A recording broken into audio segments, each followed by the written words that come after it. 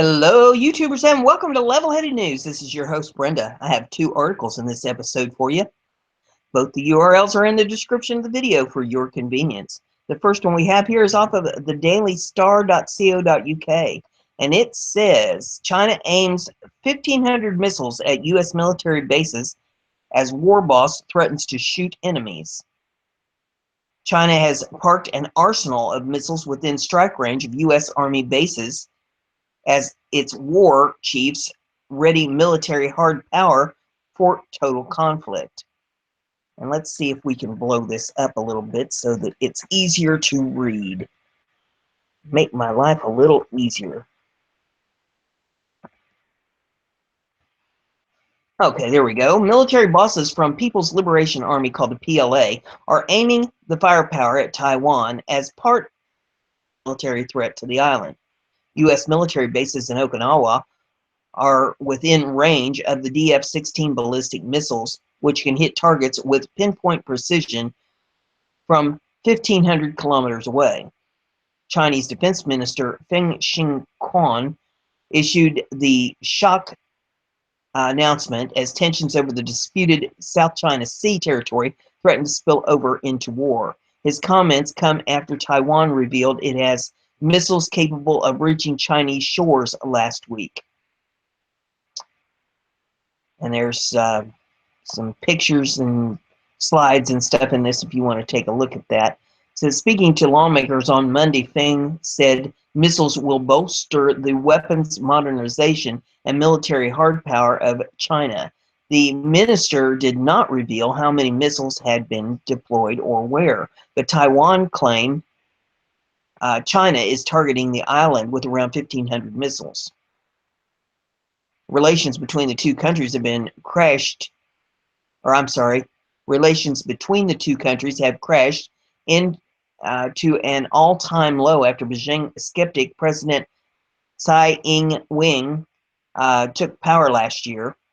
According to military experts, the missile has a range of between 1,000 and 1,500 kilometers and can carry 2 or more warheads. When asked about the threat posed by Taiwan, Feng said the island has anti-missile systems capable of shooting down DF-16s.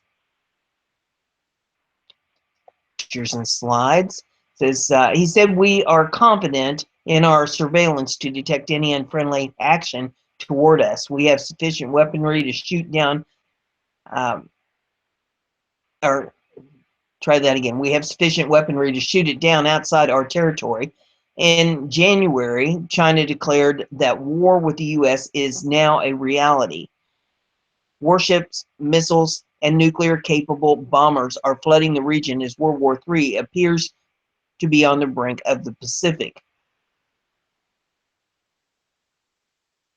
And let's see, there's some good comments at the bottom of this if you want to pull it up and take a look at those. The next article that I have is off of foxnews.com, and it says China issues warning flying in the East China Sea. And there's some video in this if you want to pull it up to take a look at that. And I'm going to try to stop it from playing so that we can do the news here. There we go. It says Chinese military issued a warning to U.S.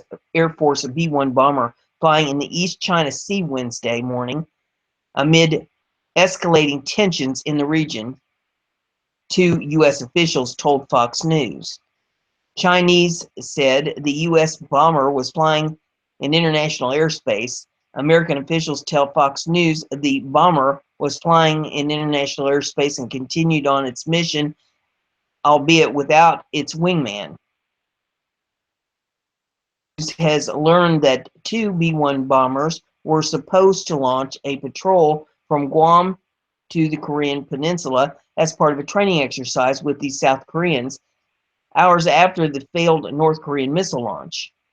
Only one B-1 bomber was able to take off. The other was scrubbed due to maintenance issues.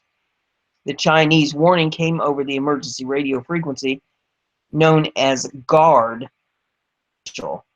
The incident unfolded when an American bomber was flying 70 miles southwest of South Korean island Jeju. Meanwhile, Defense Secretary Jim Mattis and Chairman of the Joint Chiefs of Staff, General Joe Dunford, were addressing lawmakers on Capitol Hill Wednesday about the defense budget of the current readiness crisis facing the U.S. military. That's all I have for you in this article or in this episode. If you like what I'm doing here, give it a thumbs up and share it on your social media so everybody gets to hear the news. Don't forget to subscribe if you haven't done that yet, and that way you'll stay informed. So